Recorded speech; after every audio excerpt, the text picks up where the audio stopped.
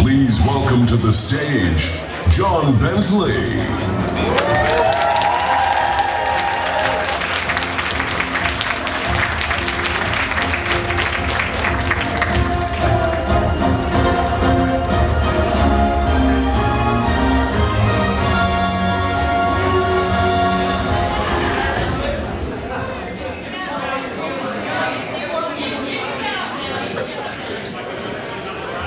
Testing. Oh God. Can everybody who's like got this big ass gap right here move up?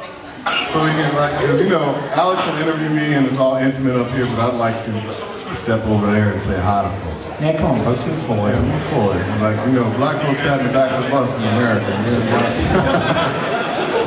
Right, Mo? There you go, right? Come on, man. Y'all can't sit way in the back. Even my lovely introverts who are like me.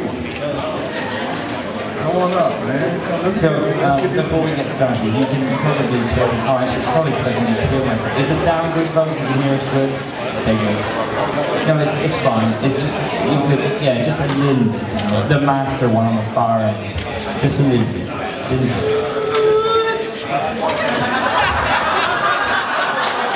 You son of a... I love you. I honestly was about to...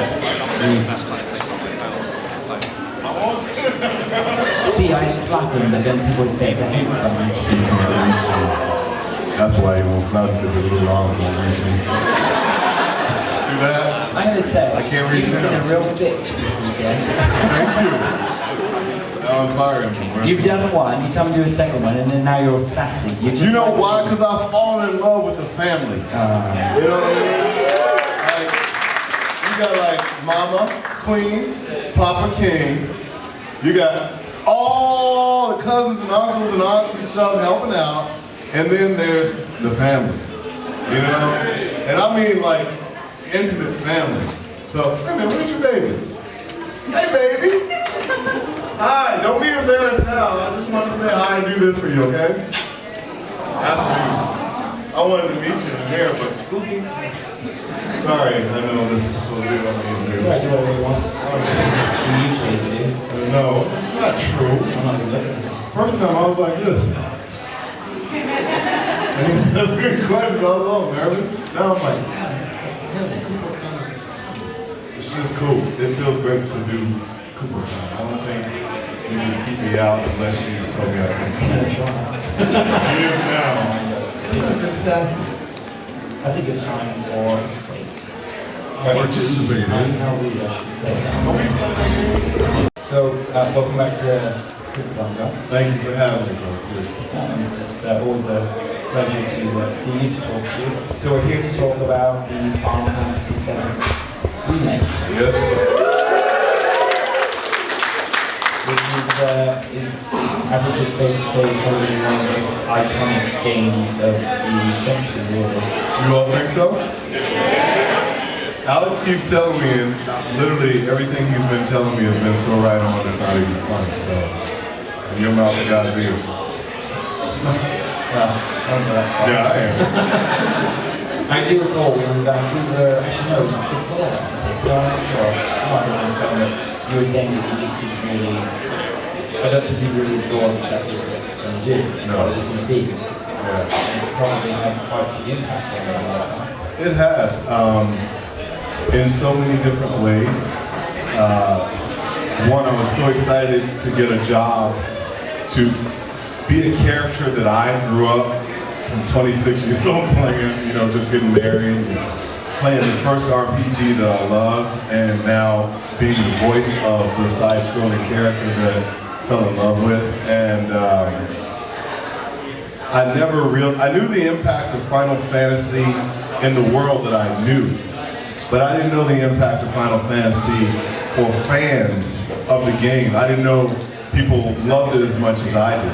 And the first KupoCon I went to in Vancouver, I got a taste of the intimacy of the Final Fantasy family.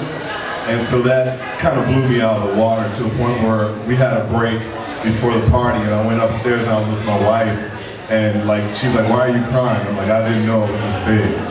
And then Alex said, "Just you wait, it's gonna be bigger." I'm like, okay, I'll wait. You know, so yeah, it's kind of overwhelming, and it's very humbling. You know, so instead of talking just generically about the game, let's talk about this fella. It's a bad dude, man.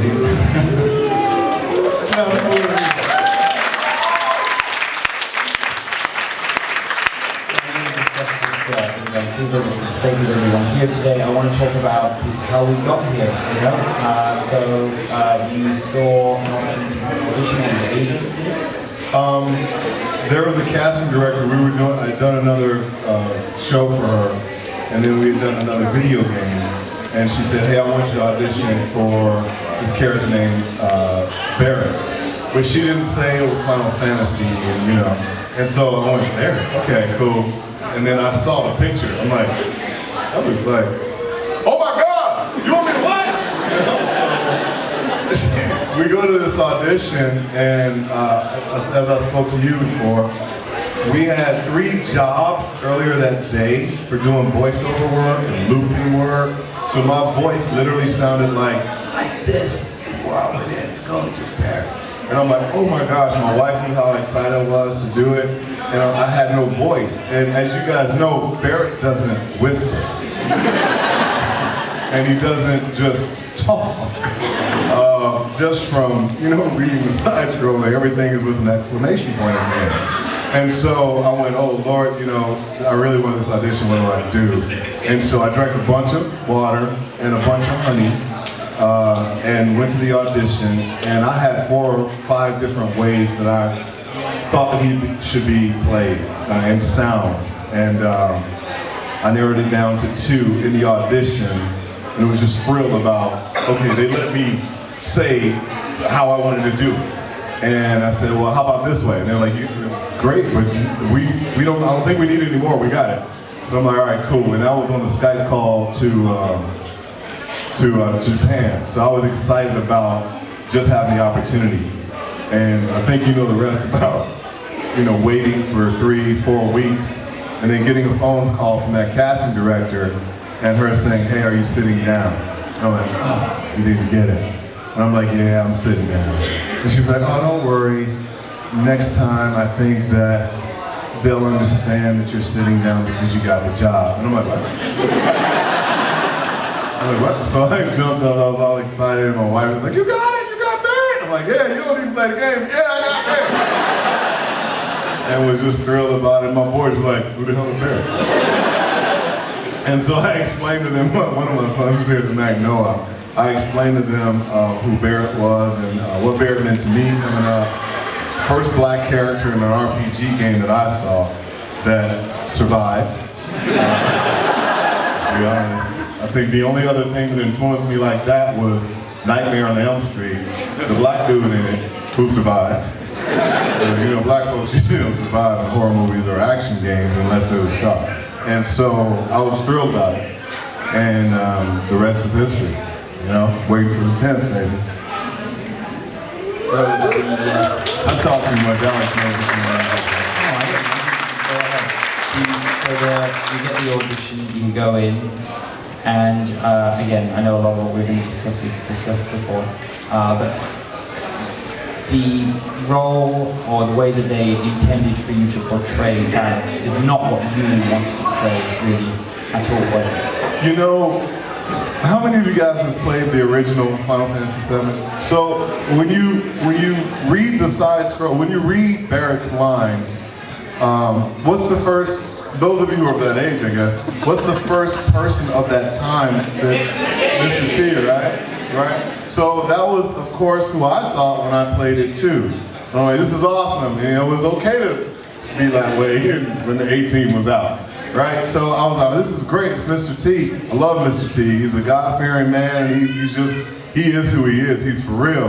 And that's who Barrett looked like too. So usually we look at a visual, unfortunately, as human beings, regardless of where we're from, and we prejudge how they may talk, how they may sound, how they may act, what their lives may be like.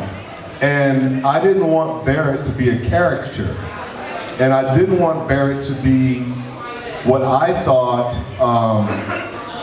would be perceived as a negative black image. I just can't represent my people or myself that way.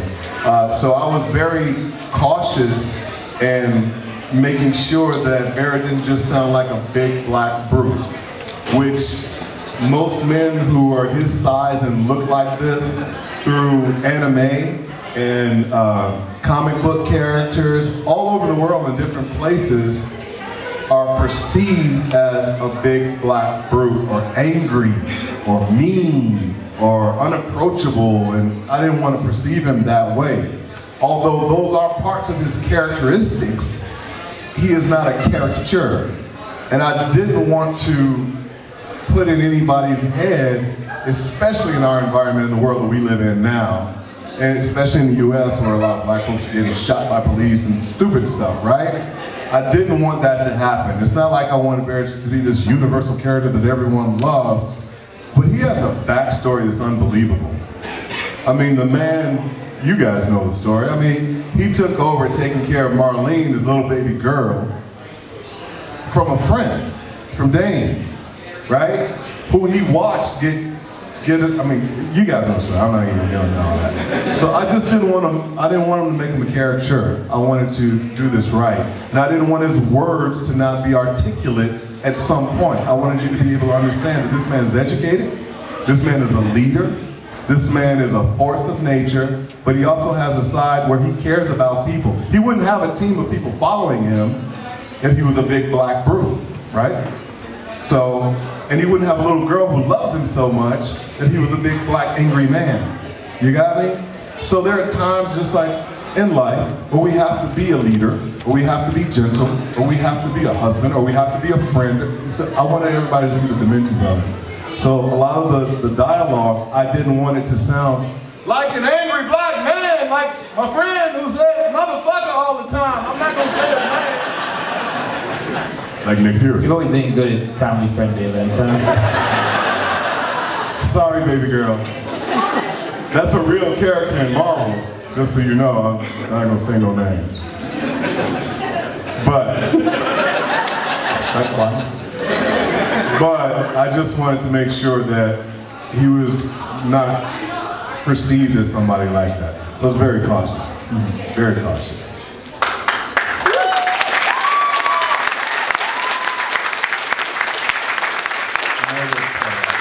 Obviously you have reference material from the original game, but you also had the Japanese to reference on in some form. Yes. And your version of Barrett is quite different, really, from the Japanese version.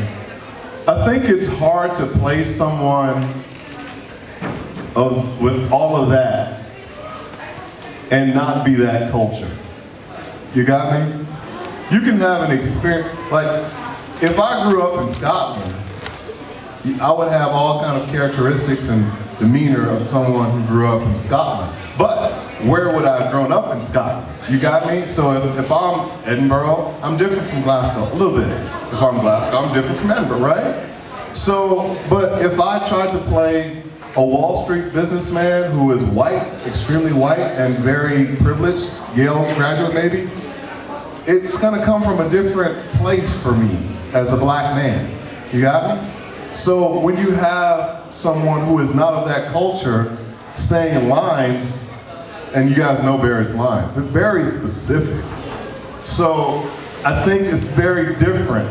So for me, I could hear his intent, because can I even talk about like how I can't even talk about that, can I? Be a little bit more specific without being specific. When I was in the booth. Do you want to just say it in my ear before you say it out loud? Oh, I can't talk about it. If we gotta do all that, y'all know I can't talk about it. So recording it, I would hear the Japanese line, because I had to say it within a certain amount of time for the scene. It's like that. And if it's around the story, everyone already knows the story. The story's not in the NDA. I mean, it's been out. Yeah. So, you know, he portrayed it his way and did a very good job, actually. How many folks in here speak Japanese? Sweet. So I can't wait. I would love to like see y'all again and figure out if you dug which one you dug most, or which one you felt more of, okay, that's Barrett, you know what I mean? But I just, like I said, with that in mind of not wanting to be a caricature, if I tried to play Alex, I would have to put on a voice and an accent. John, not being funny, stand up for a second. No, see? John. See? John, see? Wait, what? I mean, we are quite I similar. mean, we are quite similar.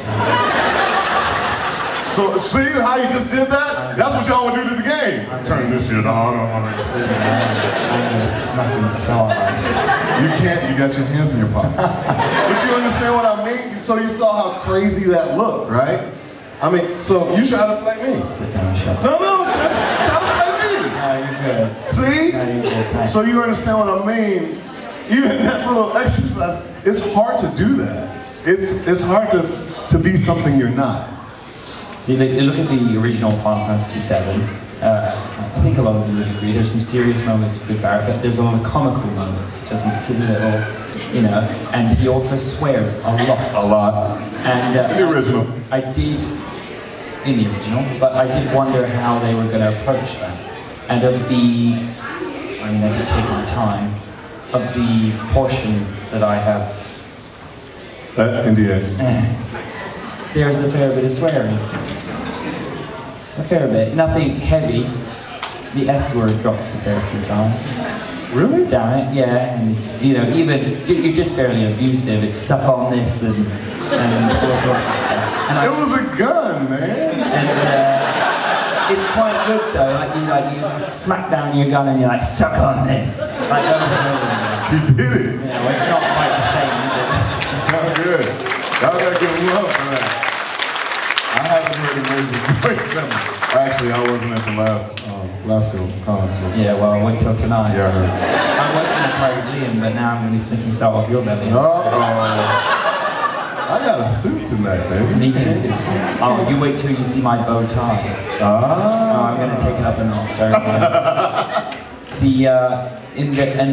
You know, as you said, you want to show all the different dimensions of the character. So Marlene, for example, I think one of the most, even, you know, there's no voice acting in it, but the music carries it. Probably the most leading moment for Barrett, for me, was when he thought Marlene was dead. And he's like shooting vigorously at this crushed sector. If you haven't played the game, sorry, it's too late. But you mean in the original? Yeah, like he's like firing at this wall of burning rubble. And like, how did you, without going into specifics, how do you, you know, pull your emotions in for a part like that? Oh, that's first of all. I mean, first thing I say coming out on stage, I'm saying hi to the baby over here. You pull from your own family. I've got 4 boys. That's number 2 sitting back there, Noah. No, where are you? Stand up. Noah, stand up, honey. Hey, babe. I've got 4 boys, and even though it's like taller than me now, 6'5", I still remember holding my sons. I was a very involved father. Still am, to whatever extent I can be. And it's easy to pull any kind of emotions when you talk about being a dad, a father, and protecting a child. MJ showed me all around Scotland or Glasgow with Noah yesterday, and it got to a point where it was so funny. I was on the outside of the street and MJ noticed, and then I told MJ to come to the inside of the street, and he was like, like a true father. I can't do it well, son. And I said, yeah, and I guess that's just in us when you have a child, to be a nurturer and to be a leader and an example for them. So I just have a heart for children that way. Plus, my wife and I help in trying to take children who have been taken into Foster? No. When children, my wife is part of this group called Zoe, and there are children who are being trafficked. And she and my older son went to Thailand to try to help get these kids out of the villages that were being sold into slavery. And there's a big part of it that's happening in the States. It's happening all around. Mm-hmm. So my heart goes out for children and young adults who are in that situation. So it's real. I'm a very Papa Bear type guy. I care about people. Yeah, I care about people. And innocent babies getting hurt, man, come on. So it's real easy to pull on that. Gotcha. And it's wartime. We're in the ghetto, and I'm talking about the game. California's rough. Yeah. Oh, he says he hasn't been there, but there's parts of California that are just fire. So you can pull on every kind of emotion you possibly can. You're a dad, you know. I know. I just watched him call home. Oh, what a screw up that was. This is hilarious. Right, so first of all, before you tell a funny, they have this camera set up in their home, and he's like, I want to check on the girls. And I went, and he pulls up this camera, and it's in black and white, and then all of a sudden it's in color. And I'm like, Alex is checking on his babies, and he's all the way here. You just want to check on them, make sure they're okay. And he goes, babies, girls. What did you say, Poppy? It's Dada. Dada. He said, girls, it's Dada. And I went, oh. So I'm a sucker for that. Tell the story now before I start crying. I miss my kids now, stop it. Real bold up here. By the time I get home, I wouldn't have seen them for a week. Yeah. He works hard. And I know you guys know this, but he works harder than you think to put on KupoCons. And John, stop it. I'm telling the truth. Because no one does this for you, and you don't allow anybody to have a doggone mic to do this for you. But you and Nat work your tails off to do this. Nat went through all kind of stuff to get, you have no clue what the airlines did to that woman, and she's still here. And it's taxing on a husband and wife who have little ones at home. So when I mean family, and the person who has your heart, he has my heart. But man, he has every one of you guys' hearts. I can ask Alex, who's that? And he'll be like, oh yeah, that's such as they came to such. I've never seen anybody do that at a convention. Never. Whether it be gaming, whether it be sports, anything. So I'm gonna brag on you guys because nobody does it when they get a chance to, because we only have that much time. So I'm taking my little time to brag on them. When they do things for you guys, just know how appreciated you are by them. I know you appreciate them. But give him love. Like tonight, before he really is drunk, give him love, man, because he does a lot. He does a lot to prepare.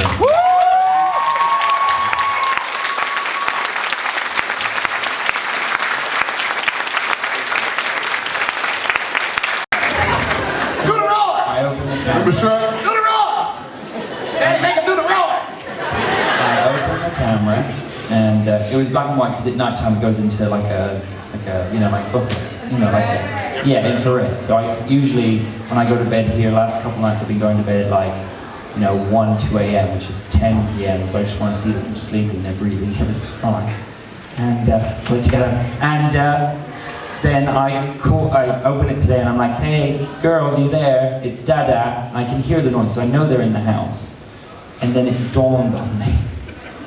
You know what dawned on me, don't you? It's not the kids. The painters are in.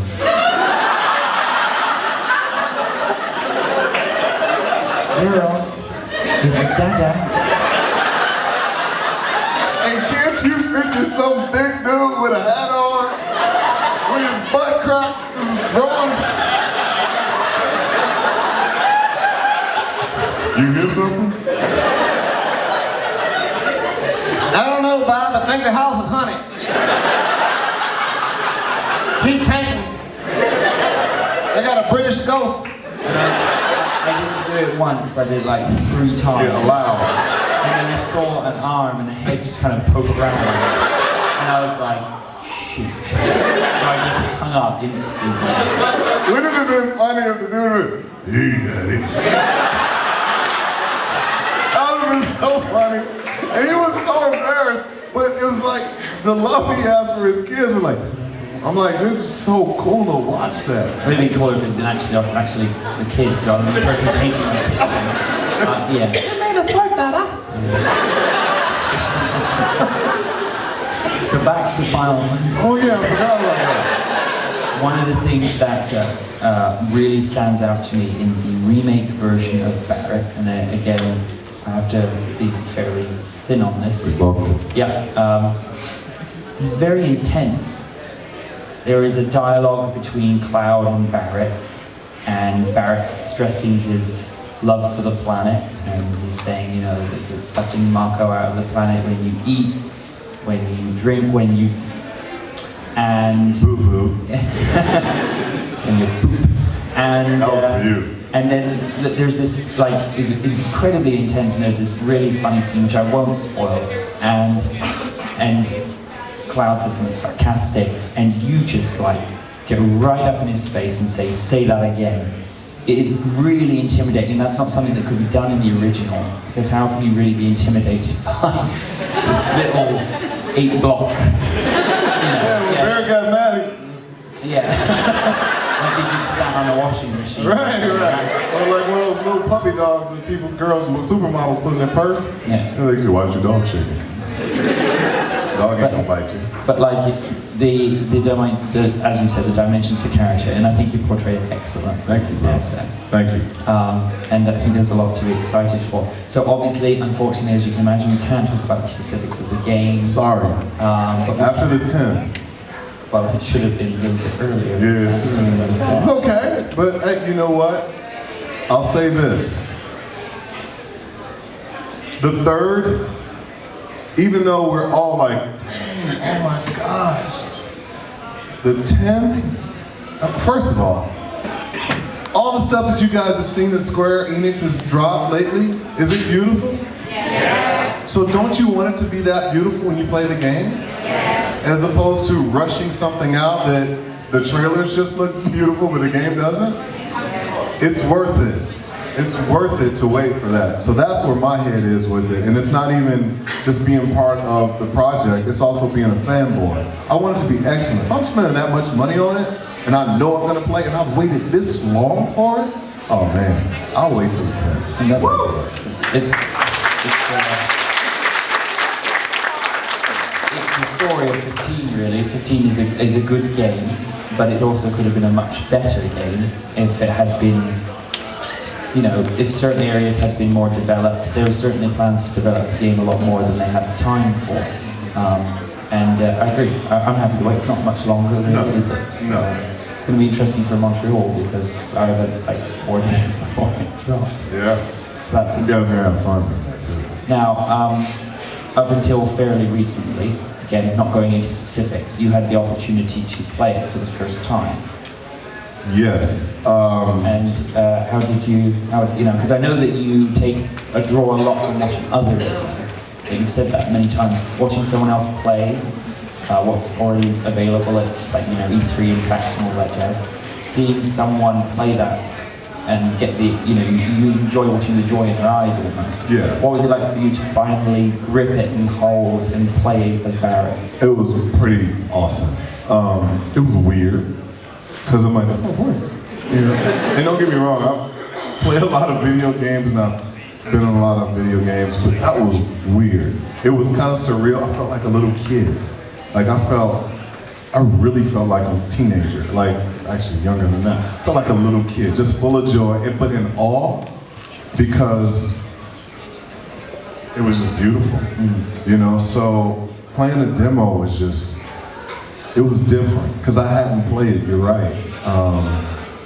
Noah played it when we went to a convention to E3. And that would have been just as it really surfaced. Right? Yeah, and he said, you sure you don't want to play? I'm like, no, I think I'm going to go around and watch everybody else play. That's what Alex was talking about. I had so much joy watching everybody else's face play. And it was funny when you're behind them and you're like, oh, man, you scared me. I'm like, play. You're like, I can't play with you on my shoulder. I'm like, okay. So that was fun, but yeah, I had an opportunity the demo was fun. It does, the old one, man, you had to take your turn, you had to wait. It's just like... Well, they had to, and it was timed. Yeah, it was timed, and the demo, you're moving, and it's just cool. Because, I'm an RPG kind of dude, but like, I love series that friends of mine over north are doing, you know, Uncharted, Red Dead. I love things like that. They move, the storyline, and the storylines are great. Yeah, I like stories. But this was just, it was, I tell you what, remember, have any of you seen 1917, that movie yet? So, right, so I went to see the movie, and usually in war movies, I'm like this, you know, or like, I'm never like sitting back.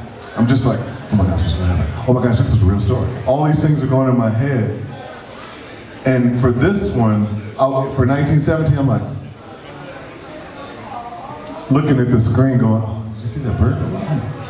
Well, the plane's coming, but did you see the grass move? I'm looking at all the detail. That's what it's like. Right. It's like experiencing a video game like a movie. Gotcha. And that threw me. That really threw me. So I was, once again, humbled to be a part of something like this. Mm-hmm. That was, Square Enix put it down, man. They put it together. It was cool. Damn, I could feel you cringe. I could instantly feel you cringe. Go on, just scream it, man. Go on, do it. Say it again. I ain't saying it because I love Dan. No, you know what I'm on about, right? What's the company name? What did I say? Enix? Good boy. Square Enix. People say Enix. It's ongoing argument, but the Japanese say Enix. Square Enix. Yeah, the Europeans say Enix, but then Americans like to be different, so they say Enix. It ain't like we like to be different, we don't know how to say it right, man. It's Square Enix. Did I say Enix, man? Yeah. My bad, y'all. Sorry, don't like you now. Look, he's I'll keeping buy you quiet, a but cider. inside he's like... I'll buy you a cider at the dinner. You like cider? Does he not me on speak? cider. I know he's over there giving sand. You weren't supposed to say nothing about my name, nothing. I'm gonna throw these headphones at you. See? Y'all didn't see that last time. Love you, man. So pulling away from the actual remake, because you know, because there's not too much that we can really say. Unfortunately, sorry. Soon, very soon. We'll have you back once it's out. Now, Hold them to it. Okay. Glasgow, hold them to it. I love this town. So let's talk about the community side of things. So you know, when this all came around, we reached out to you fairly early on. I think it was probably like September or October. No, I think it was September. It may have even been earlier. It was early. It was literally not long after the names had been dropped. Yeah, because Emma told me about it. Yep. And I'm like, well, who is Alex at KupoCon? And then we just started chatting. A lot. He got mad. Every time I pull food out of the oven, every time. And you know what was worse? This is God's honest truth. Every time I was on the phone to Alan, every time. And I'd be like, oh, I got another call coming in, it's John. And I was like, do you mind if I take it? And actually I lied and said, I was like, it's John Bentley, I'm hanging up. Oh, that's nice. And the last time you called, I was on the phone again to Alan, and Alan said, can you just tell John basically to piss off? Every time. Anyway, but no, when you came to Vancouver, I remember people coming up to you and being like, you're Barrett, and you're like, no, I'm just John. And even before we got to the event, the night before we all went out to dinner in that Sunbed disaster of a restaurant where the heat was coming. The food was good, but it was like... They wouldn't turn the heat lamps off where we were. Like we were in Vancouver, it was November. And it was freezing. It was freezing, so they have outdoor heaters on. But the problem was the heaters were on the back of our neck. So literally. And it was a beautiful restaurant, having beautiful food, lovely, but like my neck was hotter than my steak. I think yeah, Nikki was there. We were all there. I think we came in with our coats. We took our coats off. Yeah. We had sweaters. And we basically started stripping down. We literally had on our t-shirts by the time, 10 minutes in? Yeah. Oh, yeah. And we were talking about, you know, what to expect and this, that, and the other. And you literally were just so unprepared mentally. Yeah. You were just like, nah, it's nothing, it's just a roll. And I'm like, John, like, I've just done Comex in London 2 months prior. Right. 1,100 people, all in a room. Your thing comes on saying, oh, I'm going to be in Glasgow, everyone's screaming like, you've got no idea what's around the corner. Yeah. And as you said, you went to Vancouver, and then you're actually suddenly starting to realize exactly what kind of impact it's going to have. Yeah. Because this is not just a game to a lot of people. Yeah. This is their pretty much their childhood. How many of you started with 7? Okay, I started wow. with 7. Your brother, right, Mom, turned you on at 7. Wow.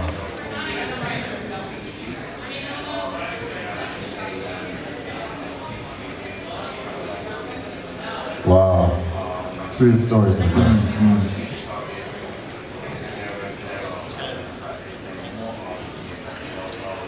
Wow. And now he's going to be in the crown of truth. Now, you know what's funny? Tell you, you were just saying something. Mo, I met Mo. I've seen a bunch of stuff from Mo cosplaying Barrett. I gotta get a shout out, I'm sorry. And it was just really cool. I'm like, oh, it's a black man playing Barrett. Cool, right? It just makes me happy. And I finally got to meet Mo last night and his lovely woman. And we were going up in the elevator last night, or the lift. And someone corrected me, but I was like, okay, I'm just American. Sorry. Right? So Mo's like, and remember, I'm the London Barrett. And I'm like, no, Mo, you're Barrett. I'm just the voice Barrett. You know, it's what I love about it, it's not a competition. That dude right there looks like him. He's playing him.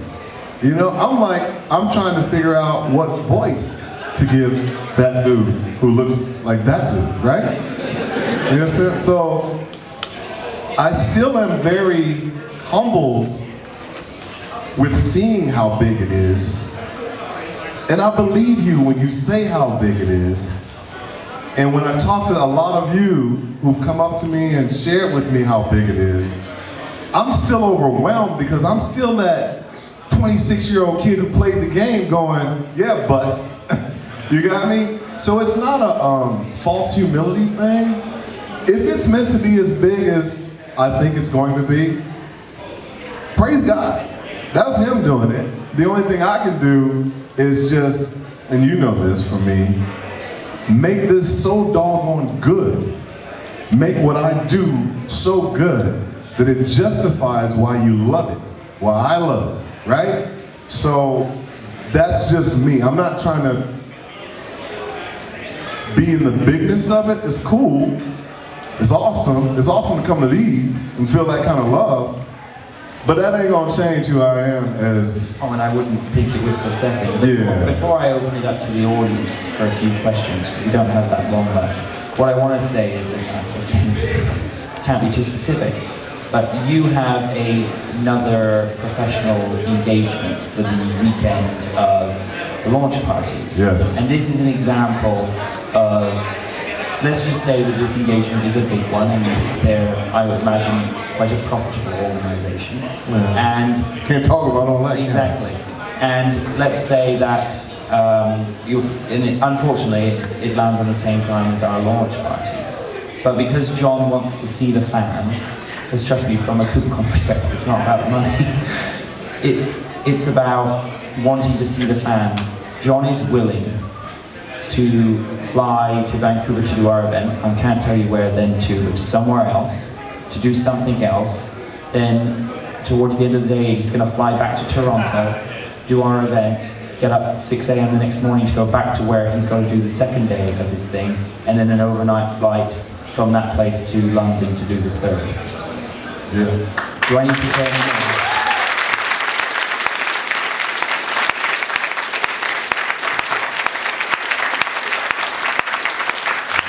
I have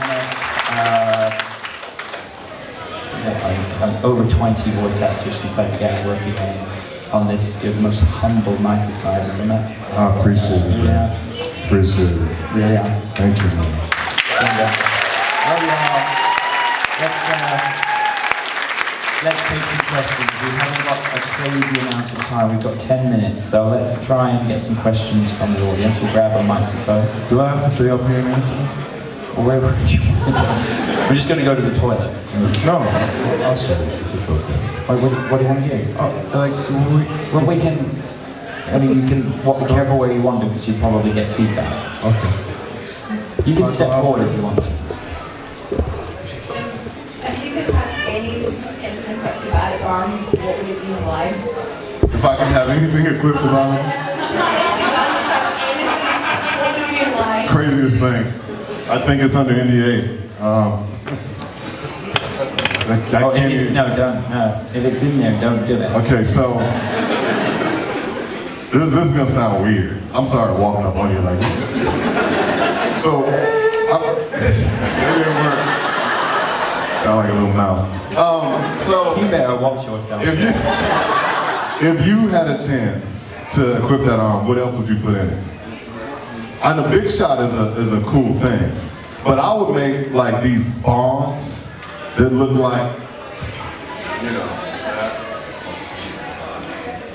right? You know, like the flaming ghosts, you know. I would make bombs that look like that to shoot out at people, and before it exploded, land on them, right? And then you see it, like it, and then you see it, and it lands on them. You see the face, and that's what. You know, Yeah. that'd be cool. I'm cool with this. I can do this. Yeah, you can do what you want. Where we going? Wrestler extraordinaire. Hey. Did I get to meet you earlier? What's up, mama? Hey. What's your name? Carrie. Happy. So you play spiritual thing. How do you voice acting? Do you voice act with the blood, with the new voice actors with the remake, or do you still have Oh no. Once I got it down and I figure out what people want, then I do that. So the remake, the visual of the remake. Okay, so when I was a kid, I was an only child. So I don't know how to answer this the right way in enough time. I would look at people and come up with voices. You know what I mean? So I would have to see that face and go, this is what I think he sounds like. No, this is what I think he sounds like. No, that's what I think he sounds like. I'll go from one range of the spectrum to the other and go, okay, there it is right there. And then I'll get approval from whoever was directing me, and then that's how we found it, right? So I couldn't go all the way back to the visual of, you know, the polygon stuff. Does that answer?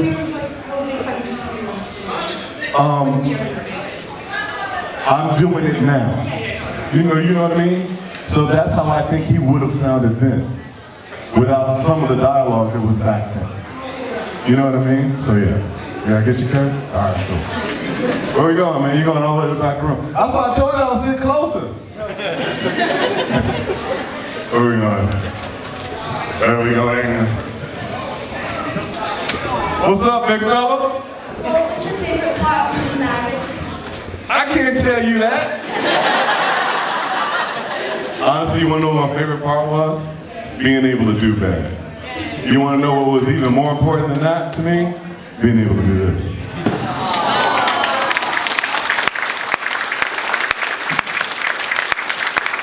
Where we going? You gotta choose. I don't want people mad at me. Like, you can call on that. My hand been up forever. Where we going? You just gonna skip the choke about. Oh, you got another choke. What's up, baby? What's your name? Name's Zin. Nice to meet you. Wait a minute, say it again? Zen. That's a hell of a name. Zen.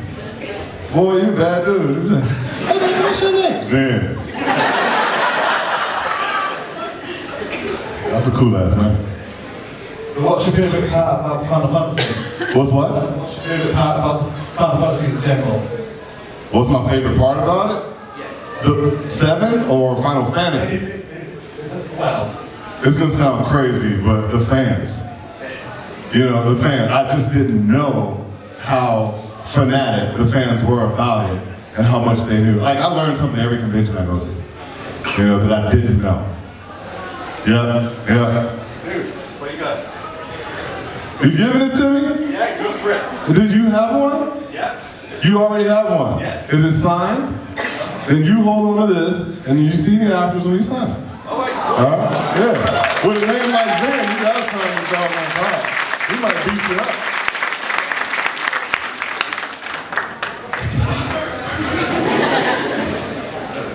Hello. Hi, You are? I'm Faith. All right. Faye, I'm about to reach all over you. Excuse me, Mom. Lovely to meet you. Hi, so my question was, have you had a chance to meet any of the other cast for the roles in the remake? Can I answer that? Talk about No, have I ever met any of the other? Oh, you can talk about it. There's photographs of you with Brianna. Hell yeah! Yeah, I have. No, you can't talk about it. Oh, sorry. Hell You can talk about it. no! Well, you did We a did stream. yeah, I have. There's a big stream of me and Brianna. She's never played Final Fantasy VII, the original, so she wanted to do a stream. We did a stream together, and so I played it with her. For those of you who don't know, Brianna voices. Eric, it's been announced, I can say it. Man, you can nice. You're welcome. What's your name? I'm Ryan. Dang, Ryan, you didn't have on all that, though. It's hard, like, the hardest, I don't know how you do it, but when everybody cosplays, they don't look like they did the night before. And tonight, they won't look like that either. Oh, I know.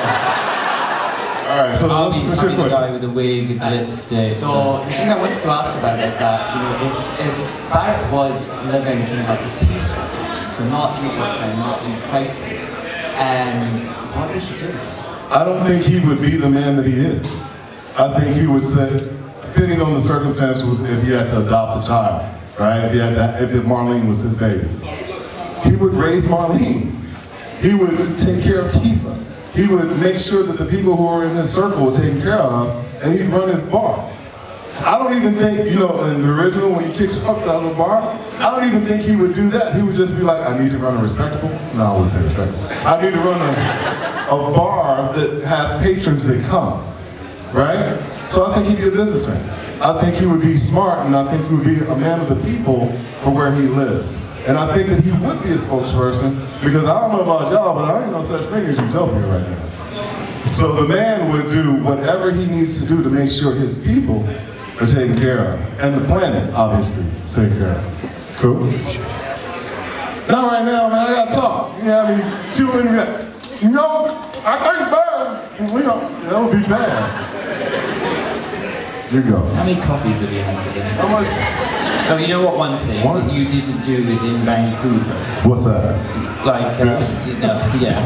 But in Vancouver, there wasn't as much footage as there is now, and we'd only heard the Japanese Barrett. He had done the fanfare because in 15 it's Prompto's opportunity to Right. do it, right? And in 7 it's Barrett's turn to do the fanfare. That's like the Right. most iconic thing to do in Right. the entire series. Mm-hmm. And the one you heard was the Japanese version Oh, no. of Barrett doing it. No, I've heard you do it. Well, yeah, but I mean, originally back then. Yeah. Originally, yeah. Yeah. Care to share the fanfare with us now? He 'Cause made me do the fanfare on the kazoo last time. Yeah, I did. That's later. Come on, you can give it to us. It's out. Okay. And everyone knows, like, if I said to you guys, do the fanfare on 3, 2, 1, 3, 2, 1. Oh my god, NDA broken. No. They don't sound like me. No. Go on, give it to us. I'll give it to you in a minute. We gotta answer questions. We've got Like I'm just going to ignore the leader of it all. We've got time for one more question. One more? Yeah, just one more. Okay. Well, then we got time for one more. One more question. What's your name? Michael. Michael. Nice to meet you. What's up, man? I have an interesting question. What happens when you break an NDA? You lose your job. You might not see Barrett ever again. Oh, you'd be surprised. My pockets would get hit. My reputation would get spoiled. We had this conversation the other day. Someone said that I said something on Twitter. And I would love to talk on Twitter to people, to say, hey, what's up? I just learned how to not What was it I was doing? I was responding. You were quote tweeting everything. I was quote tweeting. I didn't know. No, it's like, John, no. I didn't know it was a button at the bottom I could just say talk back, right? So it's taken care of now. But I can get in a lot of trouble. Somebody said that I said something that I never said. So I kind of went off on them. You know, like, why would you say that? That's a bunch of lies. I literally went off on them. Because NDA means, I mean, there's a lot of stuff that goes with non-disclosure information, you know? So, agreement. I just needed to make sure that people weren't saying that I was saying stuff that wasn't true. Because Square, they would be like, yo, did you say that? And, well, it's out there. You can't bring it back when it's written, right? Unless you say, hey, delete that tweet or delete that post or delete that Instagram, right? People are gonna believe you say it because everybody's excited about it, and then they're gonna take it and run. I remember the first time I said too much on something, someone posted it and said, he's confirmed that this is gonna happen and this is gonna, I never said any of that, right? So you gotta be very careful with what you say. And I don't wanna be in breach of contract because honestly, it's a business. It really is a business. I love my job and I love the business of it, but I hate not being professional, especially with what I have to represent as an actor, a father, a husband, a black man in the world. I don't want to be that dude, you know what I mean? So, that answer it? Dude, that wasn't a tough one. Hey, how to get another one? Again. Any other questions, you can talk to me at the party. It's, I know I said it again, thank you very much for being here. I really appreciate it, and I know for a fact they do, and I know we'll definitely have you back for another UK Kupo. You're going to see, we'll definitely see you at a Kupo once it's out, and we'll see you at the launch parties. John, as always, a pleasure. Cheers.